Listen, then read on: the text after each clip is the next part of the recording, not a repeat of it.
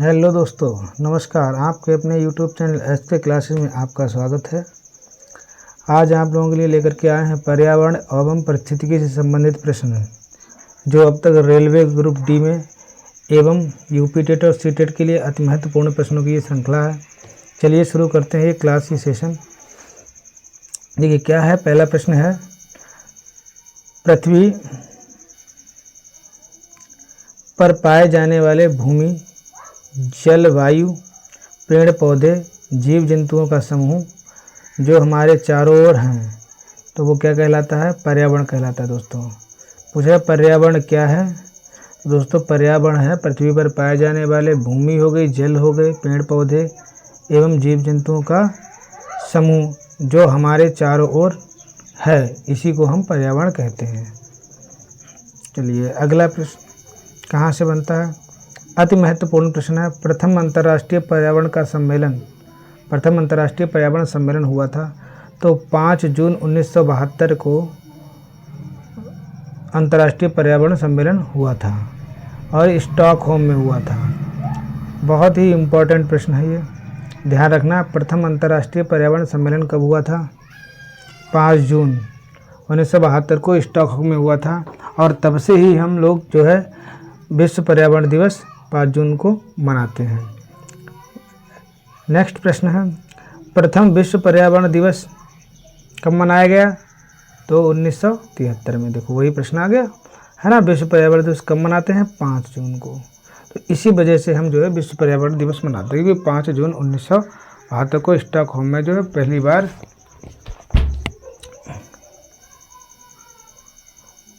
पर्यावरण सम्मेलन हुआ था। अगला प्रश्न यहाँ से बनता है, वेरी मोस्ट इम्पोर्टेंट प्रश्न है ये। ओजोन परत के संरक्षण से संबंधित मॉन्ट्रियल सम्मेलन कहाँ हुआ था? तो 16 सितंबर 1987 को।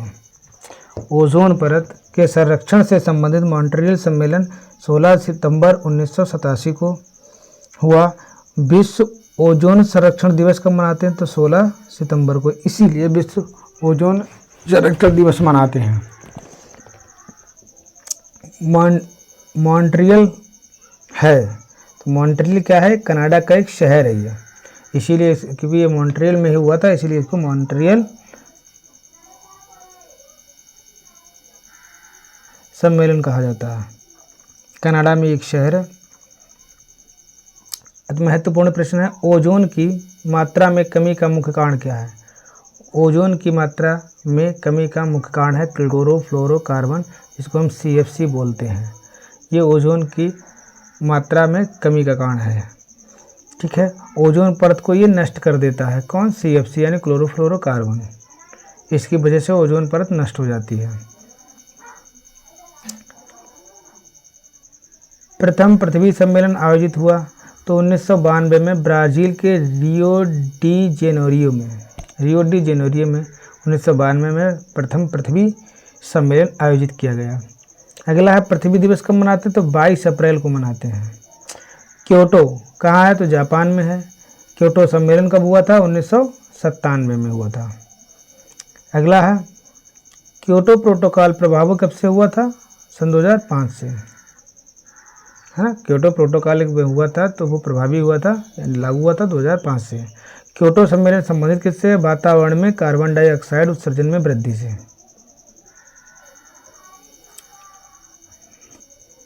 विश्व का गर्म होना या पृथ्वी की औसत तापमान बढ़ना, ये ग्लोबल वार्मिंग कहलाता है। पूछे अगर कोई कि ग्लोबल वार्मिंग क्या है, तो ग्लोबल वार्मिंग क्या है? विश्व का गर्म होना या पृथ्वी की औसत तापमान का बढ़ना, यानी जितना तापमान टेम्परेचर पृथ्वी के लिए है उससे अधिक तापमान का होना या पृथ्वी का गर्म होना, ये क्या कहलाता है? ग्लोबल वार्मिंग कहलाता है। पृथ्वी का औसत तापमान कितना? 14 डिग्री सेल्सियस है।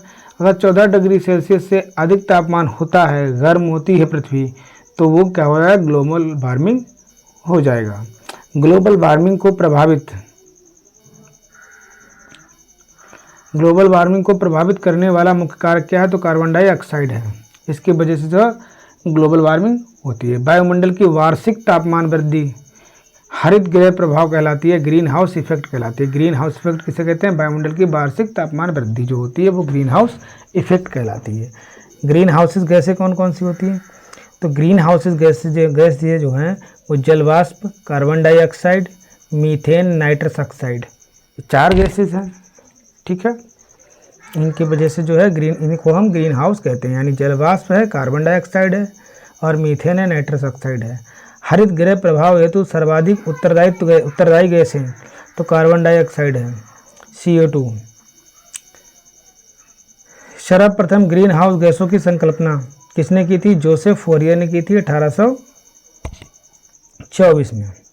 पर्यावरण एवं वन मंत्रालय का गठन 1985 में हुआ।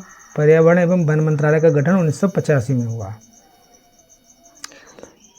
दोस्तों, अगर ये सेशन हमारा आपको पसंद आ रहा है तो हमारे सेशन को लाइक करें और सब्सक्राइब करें और अपने दोस्तों को, मिलने वालों को या आपके जैसे तैयारी करने वाले सभी छात्रों को या दोस्तों को सबको शेयर करना बिल्कुल भी ना भूलें।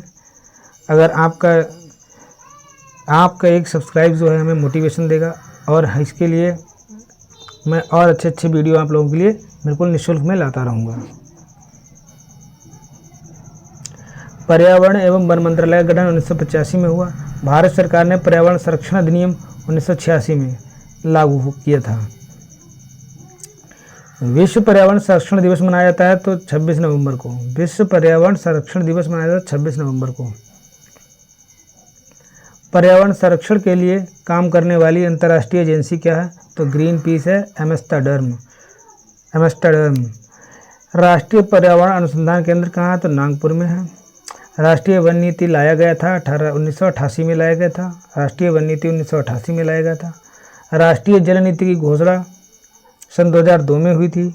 राष्ट्रीय पर्यावरण नीति की घोषणा सन 2004 में हुई थी। ध्यान रखना, जल नीति की घोषणा 2002 में, पर्यावरण नीति की घोषणा 2004 में। राष्ट्रीय हरित प्राधिकरण दिवस की स्थापना सन 2010 में हुई। विश्व नम भूमि दिवस 2 फरवरी को। विश्व वन दिवस 21 मार्च को। विश्व जल दिवस 22 मार्च को। विश्व जल दिवस तो सबको पता होगा 22 मार्च को, लेकिन वन दिवस जो है उससे एक दिन पहले मनाया जाता है। और जैव विविधता दिवस 22 मई। रेड डाटा बुक संबंधित किससे है? तो विलुप्त या संकटग्रस्त जीवों से।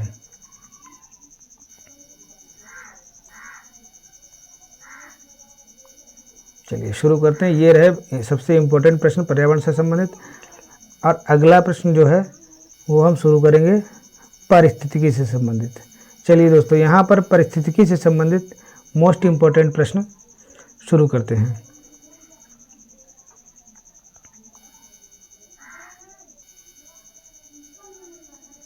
जीवधारियों तथा उनके वातावरण के पारस्परिक संबंधों का अध्ययन किया जाता है तो किसके अंतर्गत? इकोलॉजी या फिर पारिस्थितिकी के अंतर्गत। जीवधारियों एवं उनके वातावरण के पारस्परिक संबंधों का अध्ययन। जो भी जीवधारी हैं और उनका जो वातावरण है, उनके जो बीच का संबंध है, उस संबंध का अध्ययन जिसमें किया जाता है उसे हम क्या कहते हैं? पारिस्थितिकी या फिर इकोलॉजी कहा जाता है। इकोलॉजी शब्द का प्रथम प्रयोग रिटर ने किया था। कब? 1865 में अर्नेस्ट हैकेल ने। 1869 में। सर्वाधिक स्थायी पारिस्थितिकी है तो वो महासागर में। रचना एवं कार्य की दृष्टि से विभिन्न जीवों और पर्यावरण की मिलीजुली इकाई क्या कहलाती है? पारिस्थितिकी तंत्र कहलाती है। ठीक है, रचना एवं कार्य की दृष्टि से विभिन्न जीवों और पर्यावरण की मिलीजुली इकाई क्या कहलाती है? पारिस्थितिकी तंत्र। पारिस्थितिकी तंत्र कहलाती है। पारिस्थितिकी तंत्र या पारितंत्र शब्द का सर्वप्रथम प्रयोग जो है एजी टांसले ने किया था और 1935 में किया था। पारिस्थितिकी तंत्र या पारितंत्र का सर्वप्रथम प्रयोग एजी टांसले ने किया था।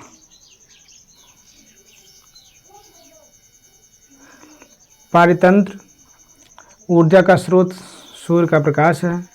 पर्यावरण की कार्यात्मक इकाई जो है वो पारितंत्र है।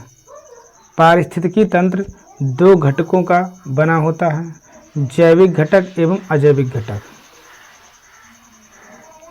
जैविक घटक को 3 भागों में विभक्त किया गया है, उत्पादक, उपभोक्ता, अपघटक। उत्पादक द्वारा उत्पादित खाद्य पदार्थों का उपयोग करने वाले घटक क्या कहलाते हैं? उपभोक्ता कहलाते हैं। उपभोक्ता 3 प्रकार के होते हैं, प्राथमिक उपभोक्ता, द्वितीयक उपभोक्ता और तृतीयक उपभोक्ता। यानी उत्पादक द्वारा उत्पादित पदार्थों का उपयोग करने वाले घटक उपभोक्ता कहलाते हैं। तो उपभोक्ता होते हैं 3 प्रकार के, प्रथम उपभोक्ता, द्वितीय उपभोक्ता और तृतीय उपभोक्ता। वे जीव जो हरे पेड़ पौधों को खाते हैं प्राथमिक उपभोक्ता में आते हैं, चाहे वो बकरी है, गाय है और भैंस है, ये सब प्राथमिक उपभोक्ता होते हैं। प्राथमिक उपभोक्ताओं को भोजन के रूप में प्रयुक्त करने वाले जीव क्या कहलाते हैं? द्वितीयक उपभोक्ता कहलाते हैं। जैसे भेड़िया है, मोर है, लोमड़ी है, ये क्या करते हैं? प्राथमिक उपभोक्ताओं को भोजन के रूप में प्रयुक्त करते हैं। यानी जो प्रथम उपभोक्ता होते हैं उनको जो खा जाए वो जो है द्वितीय उपभोक्ता कहलाते हैं। ठीक है। और जो हरी घास वगैरह खाने वाले जो जानवर होते हैं या जीव होते हैं, ठीक है, हरे पेड़ पौधे खाने वाले, वो कहलाते हैं प्रथम उपभोक्ता। और जो प्रथम उपभोक्ता यानी गाय, बकरी, भैंस को तक खा जाए वो कहलाते हैं द्वितीयक उपभोक्ता। समझ में आ गया होगा दोस्तों। यहाँ पर द्वितीयक उपभोक्ताओं को भोजन के रूप में इस्तेमाल करने वाले जीव क्या कहलाते हैं? जो द्वितीयक उपभोक्ता को खा जाएं या इस्तेमाल कर लें अपने भोजन के रूप में तो वो तृतीय उपभोक्ता कहलाते हैं। बाघ है, शेर है और चीता है, इसको ध्यान रखना। अजैविक घटक 2 भागों में विभक्त किया गया है। अजैविक घटक 2 भागों में विभक्त किया गया है, कार्बनिक और अकार्बनिक में। कार्बनिक अजैविक घटक क्या होते हैं? कार्बोहाइड्रेट, प्रोटीन और वसा, ये क्या कहलाते हैं? कार्बनिक अजैविक घटक कहलाते हैं। अकार्बनिक जैविक घटक क्या होते हैं? अकार्बनिक जैविक घटक हैं मृदा है, जल है, वायु और खनिज है, ये अकार्बनिक होते हैं। और कार्बनिक कार्बोहाइड्रेट, प्रोटीन और वसा, और अकार्बनिक मृदा, जल, वायु, खनिज। अब घटक क्या होते हैं? कवक और जीवाणु अब घटक होते हैं। सफाई कर्मचारी क्या कहलाता है? तो अब घटक को हम सफाई कर्मचारी कहते हैं। ये क्या कहते हैं? हमारे पर्यावरण को शुद्ध करता है। ठीक है, सफाई कर्मचारी कहलाता है। अब घटक एक जीव द्वारा दूसरे को खाए जाने पर पोषक तत्वों और ऊर्जा का रूपांतरण क्या कहलाता है? वो खाद्य श्रृंखला कहलाता है। खाद्य श्रृंखला बनती है तो उत्पादकों, उपभोक्ताओं, अपघटकों से मिलकर के खाद्य श्रृंखला तैयार होती है। खाद्य श्रृंखला में प्राथमिक एवं द्वितीयक उपभोक्ता क्या है? मानव है। किसी पारतंत्र के विभिन्न ऊर्जा और स्तरों की कार्यात्मक भूमिका की तुलना करने हेतु प्रदर्शन किया जाता है तो ऊर्जा का पिरामिड होता है। ऊर्जा का पिरामिड सदैव कैसा होता है? सीधा होता है। सर्वाधिक जैव विविधता कहाँ पाई जाती है? उष्णकटिबंधीय वर्षा वनों में सर्वाधिक जैव विविधता पाई जाती है। पारिस्थितिकी विज्ञान केंद्र कहाँ है? तो बेंगलुरु में है। पारिस्थितिकी विज्ञान केंद्र बेंगलुरु में है। धन्यवाद दोस्तों, आज के लिए ये सेशन यहीं पर समाप्त होता है। नेक्स्ट वीडियो आप लोगों के लिए बहुत ही जल्दी लाएगा। नमस्कार।